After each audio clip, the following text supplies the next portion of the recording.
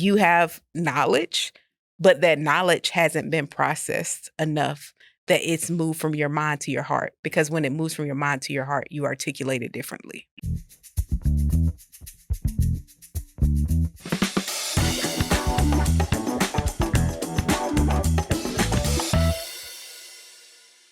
Hey friends, welcome back to another installment of Coulda, Shoulda, Woulda. And with me today for Coulda, Shoulda, Woulda is my good friend Lisa Fields. She's the president and founder of the Jude 3 Project. It is a ministry that's dedicated to teaching Black Christians what they believe and why. That's a very truncated version of your mission statement. But Lisa, the show Coulda, Shoulda, Woulda is premised on the idea that people like you and me who regularly speak for a living are not in a position where we don't have to go back and look at our own encounters with people and said, man, I coulda, shoulda, or would have done it better had I thought of this or had I done this or whatever it is. We reflect and we want to encourage people to do the same thing, to not be paralyzed by fear of making mistakes, but also to realize that all of us have to reflect because all of us make mistakes. So having said that, you're in the hot seat. Share with us a time when you coulda, shoulda, or would have done it differently. Yeah, I have so many times where I shoulda, coulda, woulda done it differently. Mm-hmm. I think of one that still sticks in my mind. A friend of mine in college was going through some times of doubt, and I had immersed myself in scholarship. It was when I first got exposed to apologetics, and I was reading and listening to apologists, scholars all the time, so much so that when my friend would get in the car, I would turn on the scholars. Yeah. Because I felt like she wasn't getting enough sound teaching. Oh, it's passive aggressive with what you were doing there. I love it. I love it. And so every time she would bring up her pastor, because she went to like a more of a word of faith, prosperity kind of church. Okay, yeah. And I would just be like, that's really probably the central part of your doubt and what you're struggling with, because what you're experiencing, you're doing all the right things and you're not having the prosperous outcome that this doctrine teaches. Let me introduce you to some sound teaching. And I did that all the time. And it kind of pushed her from wanting to share her doubts with me because I was too pushy with the information. And what I didn't realize is that her pastor had invested a ton of time in her when she was having family trauma, and her pastor, his wife, were there for her in very difficult situations and had invested way more than I had in her life. Oh, wow. And so me always attacking her pastor and saying, this is the reason why you're struggling, was a big source of conflict in her mind, because this is somebody who's deeply invested. And I wish I had listened and understood her connection to her pastor, and understood just because what he's saying is challenging for her as far as it's not bearing the fruit that that she thought it would have. There's a personal investment and connection that I haven't invested. And so it was understanding that investment in relationship is important when you're trying to help people see truth. Yeah. Well, it's what a clarity question is, that you did not know at the time that her pastor had done that much investment in her life? No, I didn't. I didn't even ask. I just assumed that, hey, if I expose you to truth, this is my naivete undergrad. If I expose you to truth, then you should embrace the truth. Yeah. But I didn't understand there were deep emotional implications and investments that I hadn't did my due diligence in trying to find out. That's interesting because when I think about this applies to almost everybody in every worldview or situation too, is that there's so much baggage to people's lives. I have it, you have it, they have it. We don't always listen. I remember a lot of times something similar. Now, I asked for the information and I was a little more of a debater with folks, but I wish someone at some point would have realized that my own worldview, my previous worldview, provided me with a lot. It provided me with identity. It provided me with a sense of community. It provided me with a sense of otherness. I liked being sort of exotic. When you're a Muslim growing up in a largely non-Muslim Christian white area, you stand out and you kind of like it. And so when someone gives you the truth, and it's more of a, come on already, what's the problem here? Why aren't you listening? It's because I have other incentives to want to stick to this.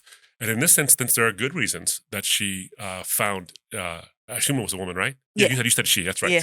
Um, she has good reasons to want to trust a person who's proven themselves in her life at least trustworthy when it comes to service like that. Mhm. That's a really good. That's a really good lesson. So, what would you have done? Give us a specific thing that you think you could have done instead of just giving their information and maybe listening. Let's say she had told you, "Hey, this guy's been really great. This is what they've been doing in my life, and I trust them. This is what they've been doing. They've been showing me so much love. They showed me what Jesus would have showed me, but I got these issues." What would you have done had you known? Well, first, I wouldn't have put on the different teachings Mhm. when she got in my car every Okay. time. Yeah. That was number 1. Yeah. But understanding her story, Mhm. which has really shaped how I do ministry now, Mm. the listening component. Mhm. That and other experience in undergrad, listening to people's story and to see how they landed on a position. So I would have spent more time listening, but I felt like she should listen to me Mhm. versus me listening to her. Yeah. And I think that is what the paradigm shift that had to come for me is like, no, Mhm. you have knowledge, Mhm. but that knowledge hasn't been processed enough that it's moved from your mind to your heart. Yeah. Because when it moves from your mind to your heart, you articulate it differently. Yeah. It's true. And so I think listening would have been a huge component. And then I would have said, hey, is there any way you can hold these things in tension? Mhm. Like your pastor could be an amazing person, but has missed it on this area. Is it Yeah. possible to see the and how can we discuss that? And also help her with just basic understandings of the Bible, Yeah. how to interpret scripture. Yeah. I think that would have been my go-to versus trying to prove her pastor wrong. Yeah. It would be listening to her and helping her understand how to rightly divide the word on her own. And Mm. then maybe she could have come to see the disparities on her own Yeah. versus me always attacking him. Yeah. Well, and then she could be essentially, depending on how the situation works, she could be a light to him Mhm, as well, because it becomes infectious when you can do it on your own. mhm, Man, this is such an important lesson. I think that's for all of us because there are folks who I've often said that apologetics, though it is actually the art and science of Christian persuasion, um, many people who are apologists turn it into the art and science of making somebody sorry they asked. mhm, Because we want to tell them so much and we want mhm. to bludgeon them. One of the reasons why I think the church is so reticent to adopt apologetics as part of its regular discipleship is because every pastor, and my guess is you probably have somebody like this in your congregation if you're a pastor, has that person who claims to be an apologist. And what that means is I send angry emails every time I think you didn't get it right Mhm. in the Sunday service or whatever it is. Um, and what I'm trying to get the point out here is that there are people who uh, will feel like my community is being attacked because you're showing this errant doctrine as opposed to this key thing. And if you can span for maybe 2 more minutes on this idea of holding an intention, because you said something really, really powerful. I just want to make sure we really let it sink in. The and between what the church is really helping you with, or this pastor is helping you with, and the tension of maybe some things that aren't exactly lining up with the Bible. Can you give us a little bit more about how, you know, how could we shepherd somebody along and actually holding the tension? Yeah, I think one of the ways we shepherd people along is actually holding the tension within Mm, ourselves. yeah. Um, what I couldn't see was the good work that the church was doing. Hmm. And so you zero in on the negative and you're not able to hold the tension within yourself. Mm, And then it makes you hard to help somebody else hold the tension. mm, And so I think the first thing I would say is you have to reconcile those things in yourself that a space could be doing very good work and mm, affirm that work and then say, hey, on this other side, there needs to be some development. And yeah. so once you get that, it's easier for you to articulate it to others Yeah. and say, hey, I applaud this work. I think about in Revelation, John is talking to the Hmm. 7 churches, Hmm. and he's saying there are some things you get really good that Hmm. I want to celebrate you Hmm. on, Yeah. but there's other things that you need to grow in. Yeah. And so I think that is the tension to Hmm. say, hey, we affirm this, but on this aspect, you need growth. Yeah. That's so, because we tend to be so non-nuanced in our approach. Is like if we ran into somebody who goes to a church that's prosperity has prosperity teaching, well, everything about that church is awful and evil. You need to run as fast as possible. Whereas we might say, hey, there are some things we need to work on and they're worrisome, but there's some really wonderful things too. And people feel that and they recognize that. This has been such a valuable conversation because I got to say, among the other, uh, everyone's got something unique to add to the coulda, shoulda, woulda conversation. We've had people, almost everyone says, I wish I would have listened better.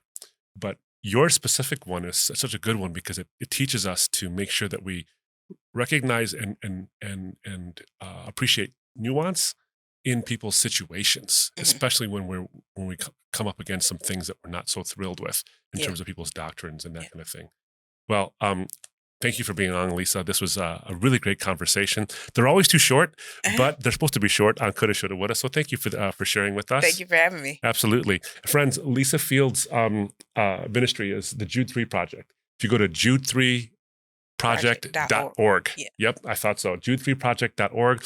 A bunch of resources. She's got curricula that you'll want to get a hold of, especially if you're looking to understand the Black experience in Christian circles, but also in non-Christian circles, and how you can reach out to folks who have different worldviews from the Black experience as well. So look at jude3project.org. But while you're on the internet, by the way, make sure if you're watching this, subscribe to our YouTube channel. Click the notification, the bell. You'll get notified whenever a new episode comes on. And by the way, do connect with us too. Go to embracethetruth.org. We have a connection letter you can sign up for right at the top of the page. And you can sign up for a connection letter. And every month you get something from me that is not just an update about where we're going and what we've done, but a question I've encountered or some kind of apologetic issue that's out there. I take a very brief moment to try to address that and equip you and engage in more conversation with you. So subscribe, click the button, but also connect with us online at embracethetruth.org. Until next time, friends, it's been coulda, shoulda, woulda.